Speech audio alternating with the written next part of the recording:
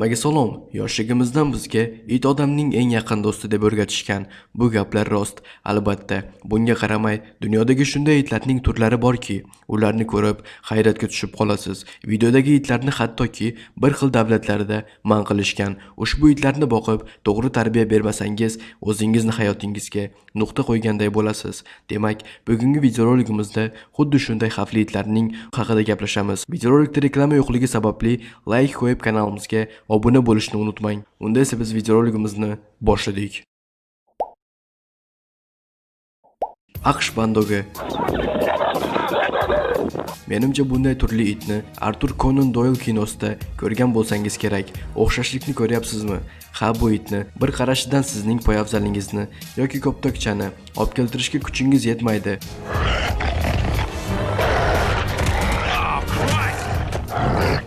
Aytgan gapimga hayron bo'lmasangiz ham bo'ladi.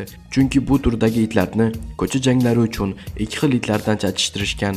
Ya'ni Pitbull Terrier va Mastiff turlaridan John Swinford g'oyasi bo'yicha chatishtirilgan.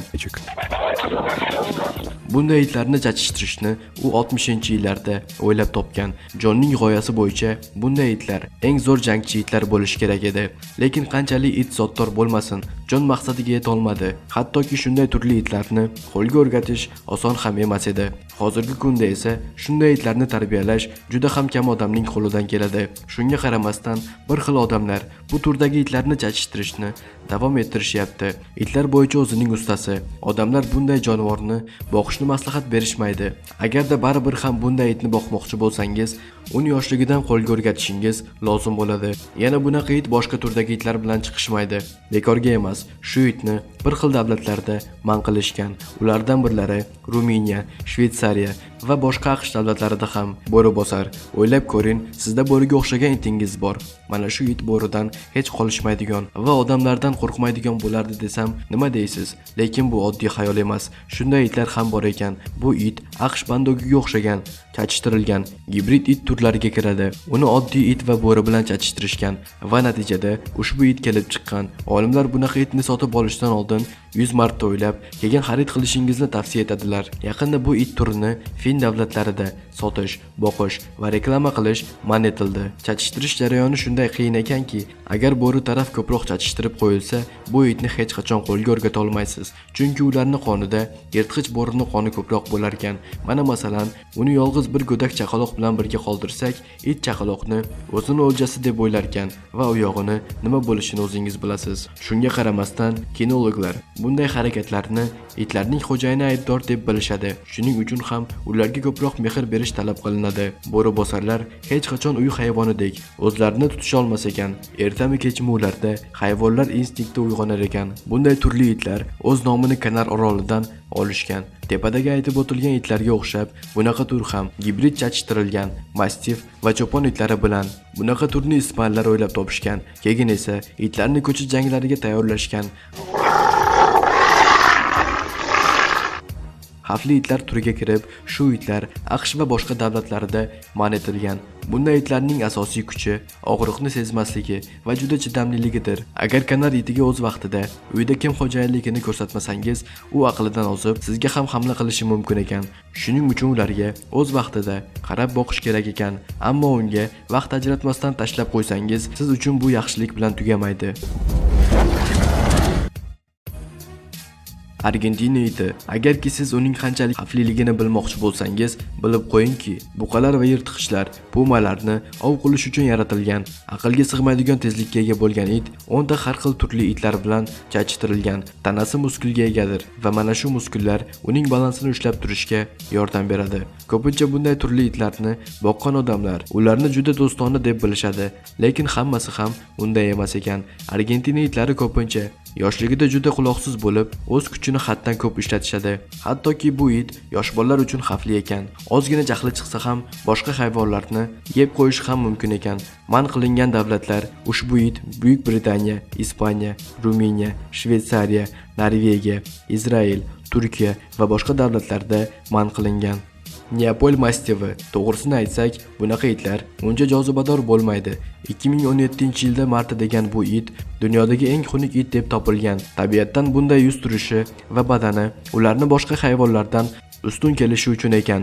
Himoya qalqoniga o'xshab badani ularni himoya qiladi. Agar shunday turli it zerikib qolsa ham hamla qilishi mumkin ekan. Shuning uchun u bilan ko'proq mashq qilish kerak bo'ladi. Qanchalik qo'lga o'rgatilgan it bo'lsa ham, bunday turli itni hech qachon yolg'iz bolalar bilan qoldirish mumkin emas. Eski zamonlarda hattoki bu itni jangovar askardek o'rgatishgan. Hozirgi kunlargacha agar it xavfni sezsa, yomon ham quturib ketar ekan.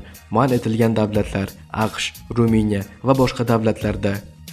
Brazil filasi juda katta bo'lgan itlar turiga kiradi. O'zining akalariga o'xshab, u ham olimlar tarafidan chachishtirilgan. Tanimagan odamlarni xavf olib kelayotganini sezib qolsa, o'sha odamni holiga voy bo'lar ekan. Shuning uchun bir xil itlar marosimlarda ham sudyalarga bunaqa itlarni teyish man etiladi. Rostdan ham agar itga yomonlik qilmoqchi bo'lsangiz, u buni tezkorlikda sezib qolar ekan. Agar filani yoshligidan yaxshilab qo'lga o'rgatilsa, hech kimga ozor bermas ekan. Bunaqa it xo'jayinini nima bo'lsa ham, o'zini qurbon qilsa ham qutqarishga tayyor bo'ladi. Bekorga uning turini eng vafodor deb aytishmas ekan. Lekin bir jahli chiqib, kimgadir otilib ketsa, uni to'xtatish qiyin masalaga aylanadi. Filani turini man etilgan davlatlar: Daniya, Ispaniya va Buyuk Britaniya. Pokiston buldogi yana bir yirtqich bo'lgan it, hattoki ayiqlar bilan ham jang olib borishga kuchi yetar ekan. Uning nomi bir xillarda guldog deb ham ataladi. Itlar boquvchi, o'z ishida professional bo'lgan odamlar bunaqa turli itni tan olishmas ekan. Qo'lga o'rgatish qiyin bo'lgani uchun albatta, o'zidan kuchsiz bo'lgan kimsalarga hamla qilishni yaxshi ko'radi. Va agar bunday itlarni boqmoqchi bo'lsangiz, bilib qo'yingki, unga har doim qattiqqo'l bo'lib turish kerak. Chunki tabiatdan shunday tug'ilgan. Ko'chaga aylantirishga olib chiqqanda, it har doim orqangizda bo'lishi kerak ekan. Menimcha ham shunday qilinsa, xavfsizroq bo'ladi. Chau. Birinchi qarashda bunday kichkina it nima qilishi ham mumkin deb o'ylab qolasiz. Ammo bu uning oddiy ko'z bo'yamachiligidir. Yosh bolalarni haddan ziyod yomon ko'radigan itlar turiga kiradi. Hech qachon o'zining tomoniga tajovuz qildirib qo'ymaydigan itlar turiga kiradi. Xitoyda eng qadimiy itlar turiga kirib, eski zamonlarda uni qo'riqlovchi va himoyachi qilib o'rgatishgan. Pitbull oxirgi bo'lib bizning to'pimizni yakunlovchi bo'lgan it turi. Bu pitbull ular eng birinchi it janglarida ishtirok etgan itlar deb topilgan. Ularning og'zi qanchalik ochilishiga ahamiyat bering. Bunday it hech kimni ayab o'tirmaydi va qolgan xavfli itlar ro'yxatidan ham o'z joyini olgan. Man etilgan davlatlar: Germaniya, Daniya, Ispaniya, Buyuk Britaniya, Norvegiya, Shveysariya va boshqa ko'p davlatlarda. Pitbull hattoki sovuq qurolni o'rnini ham bosa oladi. Yaxshi tarbiya berilsa, it oilaga butun umr vafodor bo'lib qolar ekan. Aytib o'tish kerakki, tarixda pitbullar odamning jonini ko'p vaziyatlarda saqlab qolishgan ekan. Mana ko'rib turganingizdek, bugungi videorolikimiz ushbu itlar haqida edi. Qanday ma'lumotlarni olmoqchisiz? Qanday videoroliklarni ko'rmoqchisiz? Kommentariyaga yozib qoldiring. Sizning fikringizga qarab, keyingi videorolikimizni qilishimiz mumkin bo'ladi. Unda esa ko'rishguncha deb qolaman.